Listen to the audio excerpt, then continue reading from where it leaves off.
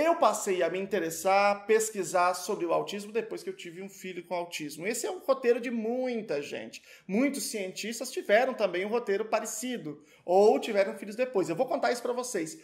3 grandes cientistas que tinham filhos com autismo. Grandes cientistas sobre autismo. Eu vou dizer quem eles são e qual a contribuição deles para a ciência no mundo do autismo. E mais, um deles é brasileiro e revolucionou a ciência do autismo. E eu ainda vou dar um bônus para vocês, que é não uma mãe, mas uma avó. Uma avó que é pesquisadora sobre o autismo, tem uma pesquisa altamente influente que atua aqui no Brasil. Fica aí para a gente conversar.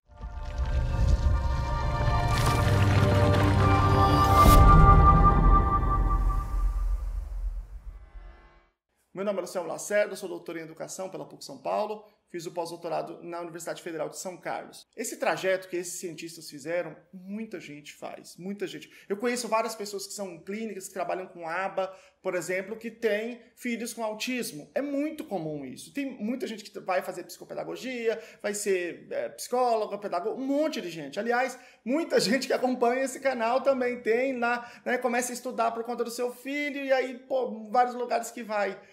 Já está sabendo mais que muitos profissionais e acaba indo trabalhar com isso. Se você tem essa trajetória, eu quero que você conte essa trajetória, você compartilha aqui com a gente. Conta a sua história aqui para a gente também compartilhar dela. Qualquer área que você tenha ido, que de alguma forma isso influenciou na sua vida profissional ou no seu estudo. Estou aguardando o seu comentário. Então vamos lá, vamos falar das 3 pessoas. Eu vou falar não por ordem de importância, mas por ordem de aparecimento no mundo da ciência, tá? Vamos falar do primeiro desses cientistas, que é uma pessoa excepcional. O nome desse cientista é Bernard Rimland. Ele é um psicólogo, né, um psicólogo estadunidense, que ele tem uma importância gigantesca, né? Ele descobriu que tinha filho com autismo, e aí ele falou, bom, vou estudar isso. Só que não foi ontem, foi na década de 50, 60. Quando vigorava, né, quando todo mundo acreditava na psicanálise. Psicanálise hoje não se existe mais no mundo civilizado. Poucos lugares se usa psicanálise ainda em psicologia. O Brasil é uma exceção. Tem um monte de gente, mas isso nos Estados Unidos ou na maior parte da Europa você não estuda nem na faculdade. Não tem esse assunto mais. Só assina aula de história. Claro, tem sua importância histórica, né? Mas isso não é ciência. É pseudociência, tipo astrologia, né? Então, na época, a versão dominante sobre o autismo era a versão da psicanálise, uma das versões de que o autismo é uma coisa causada pelas mães, que são frias, as mães geladeira, né? E elas aqui faziam seus filhos, né, se defenderem contra o desejo de morte que essa mãe tinha. Espera aí que eu vou mostrar para vocês. Tá aqui, ó. Tá aqui, nesse livro, essa versão, né, do Bruno Bettelheim, que é um psicanalista, e o Rimland falou, não me convence. É baseado em quê? Baseado em, da minha cabeça, vozes, né? Como é a psicanálise, né? E aí ele decidiu fazer um estudo científico de verdade. E aí ele foi lá e começou a fazer uma investigação descritiva. E aí ele publicou um livro, O Autismo Infantil, em que ele demonstrou que as mães, né, elas tratavam seus filhos com autismo da mesma forma que tratavam outros filhos. Portanto, obviamente, a variável não era isso, né? Você tem um monte de mães que têm filhos com autismo e com desenvolvimento típico. E aí ele foi lá e falou, não, então vou descrever. E ele demonstrou que isso não era verdade. Aí começou a cair por terra. Claro que depois teve todos os estudos genéticos, né? Hoje, a neurociência não leva mais a sério a psicanálise, mas na época ainda havia isso. Então, houve uma série de evidências, né, cumulativas de que as mães não eram culpadas do autismo, que isso era um absurdo, né? E essa questão é uma questão muito séria, gente. Não é uma questão de pouca seriedade. Por quê? Porque isso tem implicação direta no tratamento. Como é que era o tratamento, então, se a culpa era da mãe? Então você tinha 2 tratamentos. Ou você tirava da mãe as crianças, né? Ou você tratava a mãe. Ou seja, você, ao dizer um absurdo como esse, você intervia de modo errado e tinha um efeito catastrófico sobre a vida dessas crianças e sobre a vida das suas mães e a saúde mental dessas mães. A outra cientista é a Lorna Wing, que também era mãe de uma pessoa com autismo. E por conta disso, ela começou a pesquisar. Em 1981, ela publicou um estudo super influente em que ela apresentou para o mundo os estudos do Hans Asperger. Os estudos do Asperger só tinham em alemão, não tinha sido traduzido para o inglês, e quem lê inglês não lê outras línguas, é muito difícil, né? E eles foram traduzidos pela Uta Frith, que é uma outra psicóloga super influente, já falei dela aqui várias vezes, né? E aí a Lorna Wing apresentou esses estudos, em 81 esse artigo foi super influente, e ela falou aí numa síndrome de Asperger. Só que ela foi decisiva para a criação desse diagnóstico. Esse diagnóstico foi criado no ano de 1994, no DSM-4. Só que, pasme, ela, depois que ela trabalhou muito essa questão, ela queria dizer justamente o contrário. Que não era uma condição separada, que era a mesma condição, que o autismo era um espectro. Isso mesmo. Ela que criou a noção de espectro do autismo. Essa noção que está no DSM-5, DSM mais novo, que está no CID-11, que vai ser lançado o ano que vem, foi ela que criou. Né? Ela tem um livro que é o espectro do autismo. E, portanto, vocês já conseguem ver aí qual que é a grande importância dela. Né? Ela, na época dela, ela foi muito influente, ela influenciou todas outras gerações, da Uta Frith, o Simon Baron-Cohen, o Ruther, muitas outras pessoas. E ela tem um impacto muito grande, né, nessa grande discussão sobre o diagnóstico, justamente porque ela viu que você tinha um contínuo, ela chamou de um contínuo, né? Você tinha pessoas mais leves, mais severas, e tudo isso estava dentro da mesma caracterização, e muitas vezes tinham irmãos que tinham essas diferentes condições.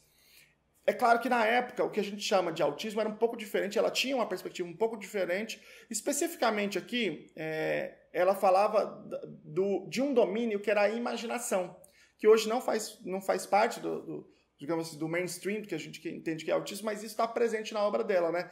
Uma afetação do domínio da imaginação. Isso é bem interessante. Bom, essa então é a segunda cientista também com filho com autismo. Agora eu vou falar do terceiro. E o terceiro é brasileiro, isso mesmo. Ele é brazuca, é o Alisson Muotri. O Alisson, ele não passou a estudar autismo porque teve um filho com autismo. É o contrário, né? Ele passou a ter filho com autismo porque ele estudava, né? O filho dele é o Ivan, acho que as pessoas conhecem a história, né? Ele é o pai de verdade, mas ele é o pai adotivo do Ivan. Uma história muito, muito bonita, né? E ele tem também um impacto absolutamente gigantesco no mundo da ciência do autismo. Eu falo assim que ele publica na Nature igual eu publico no Instagram, entendeu? Nas grandes revistas e todas essas revistas de altíssimo impacto. Toda hora a capa de grandes revistas, né? Qual é o grande mérito, talvez, dele, né? Talvez a gente vá saber isso no futuro, mas eu vou dizer o que me parece, o meu julgamento científico até os dias de hoje. É criar um modelo de estudo para o tratamento do autismo com um minicérebro. Eu vou colocar aqui para vocês um vídeo sobre minicérebros. Eu fui para a Califórnia, levei uma amostra do meu filho, foi feito o minicérebro, ele está numa pesquisa lá, e aí eu explico melhor nesse vídeo aqui. Mas eu vou falar aqui para vocês, assim, de modo geral, né? Qual que é o impacto disso. Como é que a gente faz para a gente testar remédios, né? A gente testa em células, a gente testa em animais, né? em ratos, muitas vezes. Esses modelos têm várias coisas positivas e tem várias coisas ruins, negativas, né? O que ele fez? Ao invés de a gente testar esses fármacos nesses modelos, ele criou esse modelo do minicérebro, que é assim, eu crio, a partir da sua genética, um organoide cerebral. Ou seja, é como se fosse um cérebro no começo do desenvolvimento. E aí eu vou testar vários remédios ali. E aí o seu cérebro, aquele seu mini cérebro, seu organoide, vai passar ou não a se comportar tal como um cérebro típico.